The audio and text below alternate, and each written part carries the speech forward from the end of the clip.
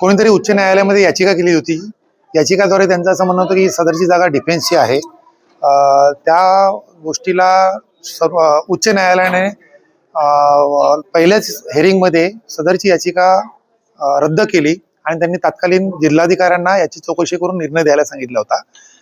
जिल्हाधिकाऱ्यांनी याची चौकशी करून त्याच्या हेरिंग झाले 4-5 आणि हेरिंगमध्ये त्यांनी डिफेन्स म्हणा, KDMC म्हणा किंवा याचिकाकर्ता आणि त्याचबरोबर डावकर इन्फ्रास्ट्रक्चर यांचे म्हणणं ऐकून घेत व सदर पूर्ण सखोल चौकशी करून सदरची जागा ही खाजगी म्हणजे डावकर इन्फ्रास्ट्रक्चरची असल्याचा आज निर्वाळा दिलाय. याबद्दल माननीय न्यायालयाचे आणि माननीय जिल्हाधिकाऱ्यांचे आम्ही आभार व्यक्त करतो. आणि त्यामुळे इथल्या जे कोणी रहिवासी होते डावकर इन्फ्रास्ट्रक्चर मधले त्यांच्या पाठीशी आम्ही आधी उभे होतो आणि यापुढे आम्ही त्यांच्या पाठीशी उभे आहोत. अशा कुठल्याही प्रकारच्या टेक्निकल अडचणींना पुढची 50 वर्ष जरी लागली तरी कुठल्याही प्रकारची अडचण आली तर आम्ही डावकर इन्फ्रास्ट्रक्चर कंपनी जी आहे ती एथिकली यांच्या पाठीमागे उभी आहे. कसं असतं की बऱ्याचदा डिफेन्सचं नाव घेऊन आणि कुठेतरी एखादा त्यांनी जुना कुठला तरी 43चा कागद आणून त्यांनी सांगितलं होतं की सदरची जागा त्यावेळेस डिफेन्सने घेतली होती वगैरे. पण आमच्याकडे या सदरच्या जागेचे गेल्या 98 वर्षाचे पीकपाणी आहेत आणि ते खाजगी आहेत.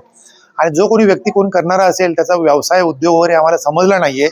पण डावकर इन्फ्रास्ट्रक्चर कंपनी जी आहे ती देशाच्या उत्पन्नामध्ये कुठल्याही प्रकारचं भर न घालणारा, देशाच्या विकासाला सपोर्ट न करणाऱ्या व्यक्तीला बिलकुल एंटरटेन करत नाही.